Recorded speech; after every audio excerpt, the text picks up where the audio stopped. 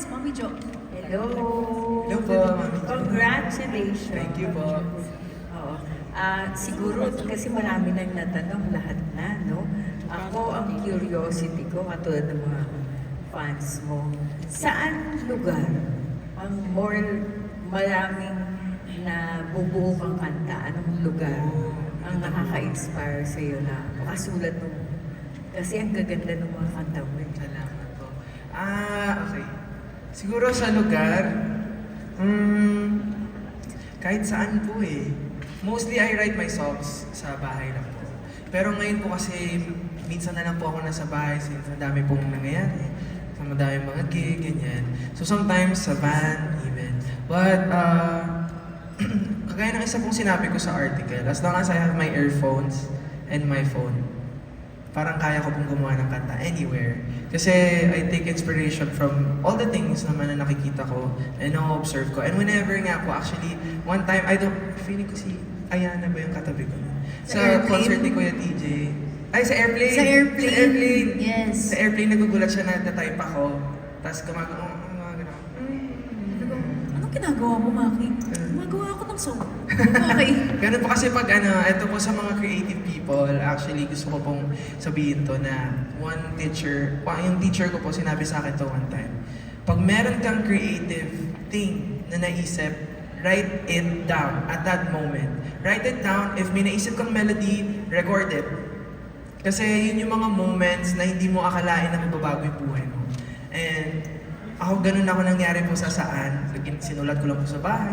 Tapos sinulat ko siya agad. Right at that moment, I thought of the song and pumunta ako bigla ng UP. O, di ba?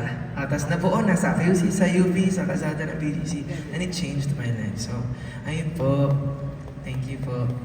Thank you po, Mommy Jo. Okay, next naman we have Alan of Stars. Oh, okay. Next. Our next page, di ba? We have here Bix from Bix Buzz and Abante. Hello, Bix. Nice to see you here.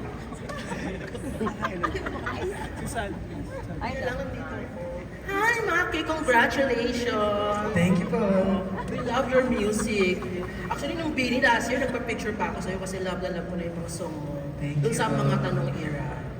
Pero, Maki kasi, di ba, ang gaganda ng mga music video mo, maliban sa song, yung music video mo talaga inaabangan din. Doon sa tanong songs, nandun si Karina Bautista, tapos dito sa Dilaw, si Maloy, then so wala ngayon naman sila, yes, sila Kyler. Pero ikaw ba may say ka sa pagpili ng mga bibida sa music video mo? Yes po, ako po pumipili. Mm. Yes po. Pero ano yung mga parang, ano yung dahilan ng pagpili mo sa kanila? May bangs po. True Eh, po yan. sinasabi nila lahat. Dapat may bangs, may requirement. Patingin. May bangs. Hindi, ano po. Siguro kasi ano po, you have to watch Namumula, Dilaw, and Bughaw para mag-gets nyo po kung bakit ko pinili yung mga kantang to. Ay, yung mga taong to. Kasi, it also tells a bigger picture or a bigger story na that correlates within each other. Yung tatlo na to, yung Namumula, Dilaw, and Bughaw. But yeah, I can say po na I'm really happy with my management kasi they let me pick the people and they believe me. Lagi po silang naniniwala sa mga capabilities ko whenever I pick people, the concept, ayun. So, thank you po. Shout out to Tarshir, Records and ABS-CBN Music fans. Pati sa concert, di ba? Binigyan ka nila ng creative freedom. Sa concert din po, yes. Malaki po rin ang binigay nila sa akin creative freedom. So I'm really blessed. And hindi ko po yan tinitake for granted na they let me do the things I want. And kasi marami nga po, di ba, medyo mahigpit. So I'm really happy na ganun sa akin. Thank you. Pero may curious lang kami, no? Kung may mga color song ka bang naka-line up. Ayan na. Oo, kung may orange, pink.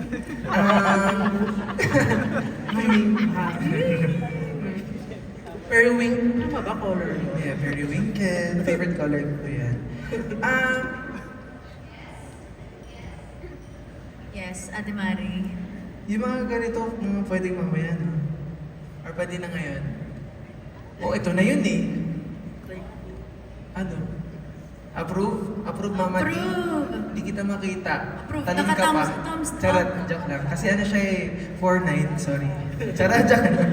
Love you, Mare. Okay. Ready na ba kayo? Yes! Isulok mo na!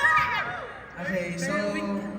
Grabe kayo po nagtanong nito ah. Yeah. Hinihintay ko yung tanong na yan eh. Pero i-announce ko din siya later pag nandito na yung mga sushis. But syempre, of course, gusto ko nang sabihin dito. I'm gonna be releasing my first ever full-length album. It's gonna be called Color Coaster. K-O-L-O-R Coaster. So, it's been a long ride, but we're here now. Wow. And we're gonna do it all over again. Kala nyo, todo na yung dilaw na mumula at puga. Per week. Wait lang kayo. Hindi. Marami pang songs. It consists of 10 songs. 10 songs including Dilaw, Namumula, and Bughaw. And it's gonna be a crazy ride, but I hope you can ride with us in this color coaster. So, sana po abangan niyo po yan because it's gonna be an album na I've never hindi ko pa akalain na magagawa ko tong album na to, but it took a lot of work, effort, and of course, heart and time. So, sana po abangan nyo ang mga susunod pang kulay sa mangyayaring album na to. Yes, and marami pa kaming i-announce very soon. But for the first time, I'm announcing again that Color Coaster will be out very soon. Ayun. Thank you! May kulay sa bawat isa. Oo. Hindi, pero, ito na lang, last na lang. Ano yung kulay ng love status mo ngayon? Love life mo ngayon? Maski hindi kasama dun sa ano Ano ba yan? Love status? Same lang sasabihin ko dun sa showtime. White. Kulay puti. Because it's a new canvas ulit na pwede tayo mag-paint ng different colors, di ba? So, kasi syempre, wala nang po akong love life ngayon eh. Kala niyo meron. Yung pusa ko po, si Cloud. Itim na ulam. Ayun po, yung kulay. Siguro black and white. Yes. Alright, thank you so Thank much. you po! Vix? Okay. Hello, Hindi ka Maingay na ang mundo. Nahulog ka na naman. Nahulog na naman ako, Sa Tex. maling Oy. Dito na lang Mahulog ako, ka lang Tex. sa tamang tao. Sa likod mo. Asan po kayo? Sorry po. Ayan, hello po. Yan. So, what makes you feel blue? And ano yung ginagawa mo para mawala yung feeling? What makes you feel blue? Gusto niyo sumagot, Alexi? Kayo. Go. What makes you feel blue? Ako siguro nung ginawa ni Kuya Maki. Yung ano? Yung ano, Ayaw mo mag nalungkot ka dun? Ba't ka naman nalungkot? nalungkot ako dun kasi about sa story niya, di ba? Yeah. Yung super nakakadala ng emotion po kapag pinapakinggan niya yung yung bagong kanta po ni Maki na Bughaw. Thank you, guys. Huwag ka malungkot, bro. Andito kami para sa'yo. Ikaw? For me po, sobrang ako akong natuwa nung nirelease ni Kuya Maki yung Bughaw. Kasi, of course, like, stereotypically, blue is associated with sad, mga sobrang sad na emotions, ganun.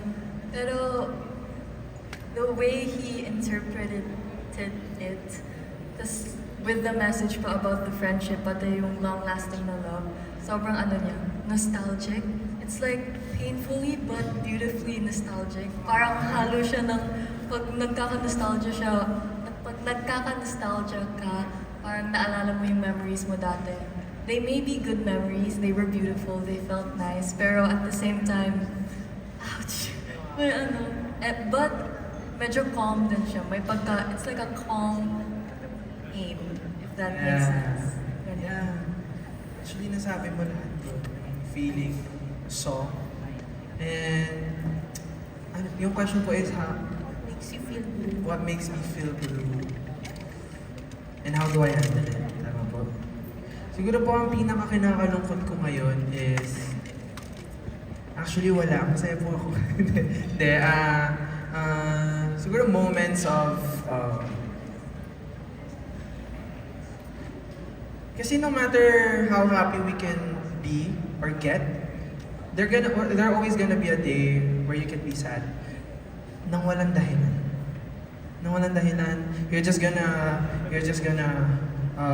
lalagay yung kumot sa sarili mo bago ka matulog. And you're surprised because you're crying.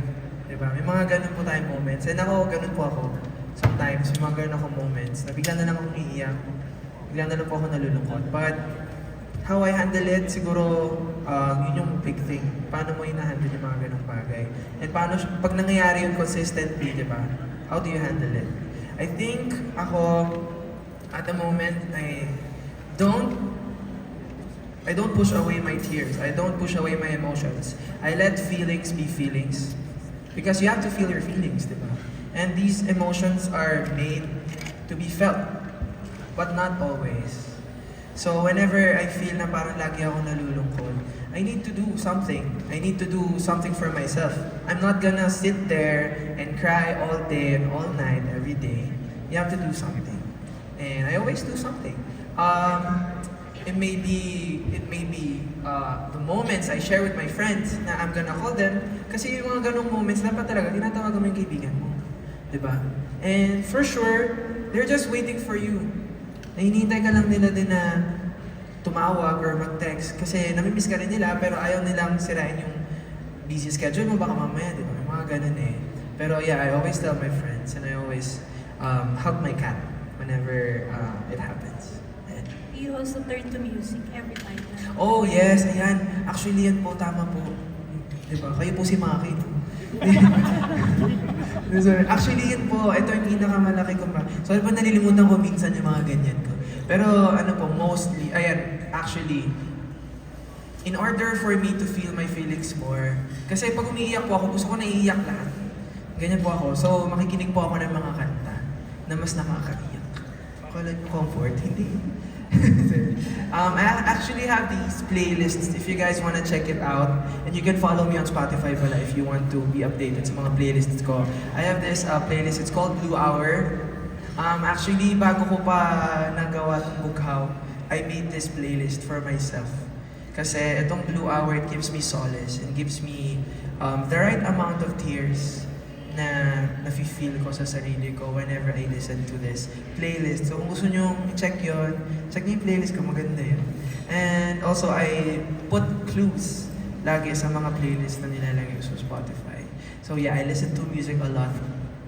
Ayun po. Thank you po. Okay, so pinaka-reason talaga why I wrote Dilaw is for my sushis. Yan ang pinaka-una ko sinabi. And actually, lately, iyak na talaga ako. Naglinis ako ng kwarto. Actually, hindi naglinis. Si Mama naglinis. Pero, Mama, shoutout sa'yo. Love you. Nagkalkal ako ng kwarto. Ayan, mas gusto niya yan. Mamaya sasabihin sa akin sa bahay, naglinis ng kwarto mo. Nagkalkal po ako ng sa akin. Hinahanap po ako ng mga bagay-bagay. And lately, I experienced a burnout. And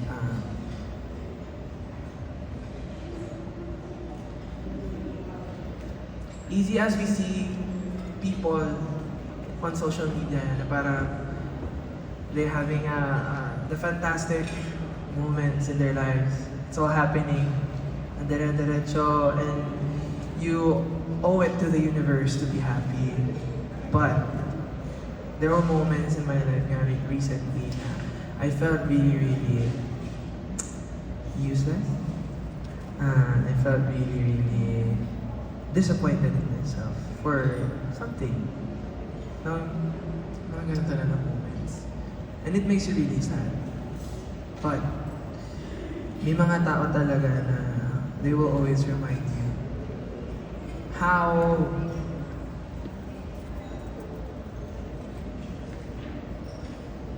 vast the universe is, malaki man yung mundo, malaki man yung universe, maliliit man tayong tao. But there will always be people na nakapag-impact ka sa buhay nila. And you have no right to be disappointed in yourself. Kasi malulungkot sila pag narinig nila yan din yan. And I just know na pag sinabi ko to sa mga Zushis, ganyan sila. Pero, ayun, nung nagkakalkal po ako ng things, I saw their gifts. Kasi kinikip ko yung mga letters nila na yan sa isang place, mga gifts nila. And then may kinalkal ako something. Tapos nakita ko yung mga letters. And I saw letters like, simple, Maki, thank you for saving me. Hindi naman ako si Jesus, di ba, para pero, may mga moments sa life ko na iniisip ko na ang purpose ko ba is to make music or to touch people's heart. So, doon ako na-remind na minsan, pumalpak man ako sa isang bagay, pero I know I succeeded sa isang bagay. And the ability to inspire people, siguro yun yung na-remind ako na meron nga pala ako na-inspire ng mga tao. And merong mga tao na they will always remind me and they keep me grounded. And yun yung sasabihin ko yung Zushis talaga. And these fans talaga na meron ako, they're not the usual fans. Medyo baliw, medyo OA, minsan sobrang introvert, but they will always have a place in my heart. And I will always keep these letters and remind myself na parang every time I see a blue sky and a blue sea and a calm environment, I always think about my fans and my Zushis. Ayan. And thank you for touching our lives through your music. Thank you Direk. po. Salamat.